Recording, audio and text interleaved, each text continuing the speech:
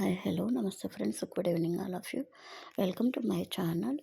So ఇక్కడ నేను బీరకాయ టమాటా ఎగురు చేయబోతున్నానబ్బా. సో ఇవి బీరకాయ తొక్కలు అవి పచ్చడి చేసి పక్కన పెట్టేసుకున్నాం. సో ఇక్కడైతే నేను అన్నీ 2 పచ్చిమిరపకాయలు 2 టమాటాలు ఉల్లిపాయలు తీసుకున్నాను.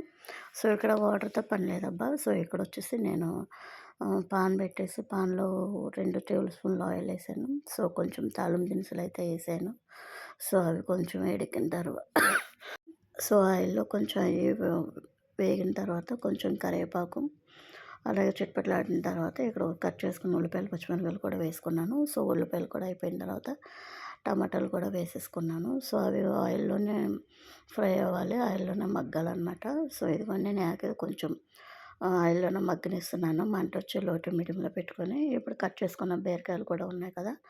సో అవి కూడా వీటిలో ఒకసారి కలుపుకొని వీటిలో వేసేసుకున్న బీరకాయలు అవి కూడా ఒకసారి కలుపుకొని మంచిగా కలుపుకోవాలి ఆయిల్లోని. ఇక్కడైతే నేను వాటర్ వేయట్లేదబ్బా. ఇక్కడైతే నేను వచ్చేసి ఇదిగోండి కొంచెం మగ్గనిస్తున్నాను. దీనిలోకి వచ్చేసి నేను మసాలా ప్రయోగం చేస్తున్నాను. ఇక్కడ వచ్చేసి జీలకర్ర, ధనియాలు, ఎండుమిరపకాయలు, ఎల్లిపాయలు కూడా వేసుకొని ఒక చెక్క, కొంచెం నువ్వులు అయితే వేస్తున్నాను. సో అవి లైట్గా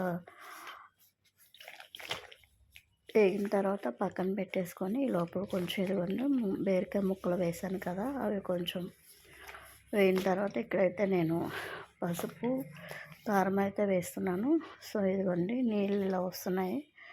ఇక్కడ ఒక స్పూను కారం అయితే వేసాను, ఎందుకంటే మసాలాలో ఆల్రెడీ నేను ఎండుమిరపకాయలు వేసాను కాబట్టి కొంచెం సో కారం సరిపోతుంది. సో ఇవి పక్కన పెట్టుకుని ఆరిపోయినాయి. సో ఇది కూడా నేను ఇదిగోండి వేగిపోయింది. నేను ఇక్కడైతే మిక్సీ పట్టేసుకున్నాను, అది కూడా వేసాను. లాస్ట్లో ఇదిగోండి కొత్తిమీర కూడా యాడ్ చేశాను. ఇక్కడైతే వాటర్ అయితే వేయలేదు. సో ఇవి ఆల్రెడీ బీరకాయలో ఉంటుంది కాబట్టి సో దాంతోనే ఇలాగ బీరకాయ టమాటా రెడీ అయిపోయింది. సో నచ్చితే కనుక సబ్స్క్రైబ్ చేయడం మర్చిపోకండి. Thank you for watching. Thank you for guys.